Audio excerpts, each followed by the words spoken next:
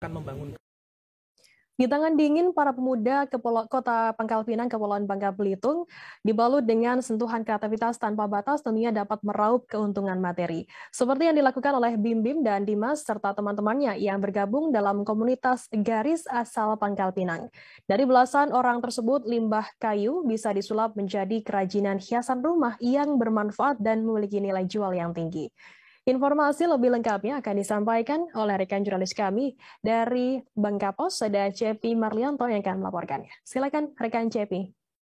Ya, baik. Terima kasih Firda dan pemirsa Tribunnews dimanapun berada. Memang sebuah karya kerajinan tangan asal dari beberapa pemuda di Kota Pangkal Pinang memang cukup menggembirakan, di mana memang dari tangan para pemuda, terutama dari komunitas gadis Kota Pangkal Pinang sendiri, dari tangan dingin mereka mampu menghasilkan sebuah karya kerajinan tangan yang bernilai jual tinggi. Seperti yang diungkapkan oleh Dimas, di mana ide kerajinan pembuatan kreativitas tangan tersebut dibuat dari limbah kayu. Ide tersebut sendiri muncul saat dirinya dan bersama belasan kawan-kawan lainnya yang tergabung dalam komunitas garis melihat banyaknya limbah kayu, bekas mebel, dan dari tempat pemotongan pohon yang ada di tempat pembuangan akhir di Kota Pangkal Pinang. Selama ini seperti diketahui memang kayu-kayu tersebut hanya berakhir di tungku pengapian. Melihat peluang tersebut, komunitas garis sendiri terutama Dimas dan Bimbim yang menjadi pelopor tersebut bersama teman-temannya mencari ide dengan berselancar di dunia maya. Imbasnya sendiri mereka menemukan ide kreatif terutama dengan membuat kerajinan tangan dan kayu-kayu bekas limbah yang tidak terpakai tersebut. Selain itu juga untuk ide pembuatan kerajinan tangan tersebut memang bermulai sejak tahun 2019 yang lalu, di mana saat itu tren hiasan rumah dari kayu khususnya sedang naik daun di Kota Pangkal Pinang. Dimas sendiri mengaku dirinya beserta beberapa orang yang lain yang tergabung dalam komunitas tersebut memang tidak memiliki ilmu ataupun keahlian tersendiri dalam membuat kerajinan dari kayu tersebut. Namun hanya berbekal dengan kemauan yang kuat dan didukung oleh tekad, mereka memberanikan diri untuk terjun ke dunia kerajinan kayu tersebut.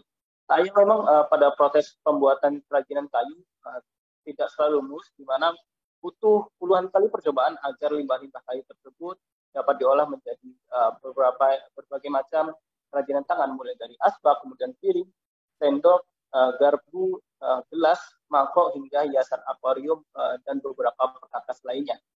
Ya, mereka memang pada saat awalnya tersebut mereka sendiri sempat ingin menyerah, namun dengan dukungan yang ada, komunitas tersebut kembali bertekad untuk dapat menjajakan hasil karya tersebut di pasar Kota Pangkal Pinang. Di mana selama kurun waktu 3 tahun terakhir sudah ratusan bahkan ribuan kerajinan limbah kayu yang mereka buat. Bahkan dalam sebulan sendiri komunitas gadis sendiri mampu memproduksi hingga 50 buah kerajinan tangan, mulai dari sendok, asbak, dan lain sebagainya. Hal itu juga tergantung dari tingkat dan kerumitan kerajinan kayu sendiri, kerajinan dari kayu limbah tersebut. Di mana memang saat ini komunitas garis tersebut hanya mengandalkan alat-alat seadanya, namun tetap mengutamakan kualitas. Sementara itu untuk produksi kerajinan berbahan limbah kayu tersebut selama 3 tahun terakhir, komunitas garis sendiri mampu meraih omset hingga jutaan rupiah per bulannya. Bahkan setiap anggota komunitas garis sendiri yang merupakan pekerja paruh waktu bisa meraup penghasilan tambahan. Untuk harga kerajinan dari limbah kayu sendiri dibanderol mulai harga 15.000 hingga 200.000 per buahnya, tergantung kembali lagi kepada tingkat kerumitan dan kualitas kayu yang digunakan. Di mana saat ini untuk kayu yang digunakan sendiri berjenis kayu mahoni, di mana jenis kayu tersebut memang sangat dapat digunakan untuk menjadikan beberapa jenis furniture. Untuk pemasaran produk tersebut saat ini juga hanya mengandalkan media sosial dan ditempatkan di beberapa dari galeri-galeri yang ada di kota Pangkal Pinang, khususnya galeri oleh-oleh yang ada di ibu kota provinsi Kepulauan Bangka Belitung.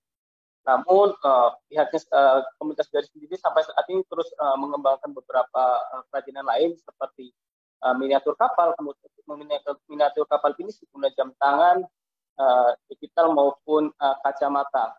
Hal itu diharapkan mampu meningkatkan branding dari sendiri dan produk-produk lokal asal kota Pangkal Pinang. Begitu rekan kita kembali.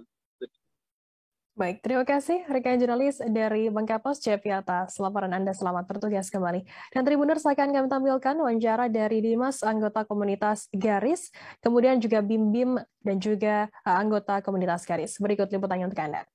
Dari awal kita memulai usaha ini dari tahun 2019 akhir lah. Awal mula kita membentuk ini dari kita iseng-iseng ngumpul-ngumpul sama teman-teman kan. Ada juga abang-abang kita yang membimbing kita juga untuk lebih berkarya juga ya. Banyak sih kalau dari kendalanya ya. Dari segi kemampuan alat juga, dari segi kemampuan kita juga terbatas kan, baru belajar juga kan.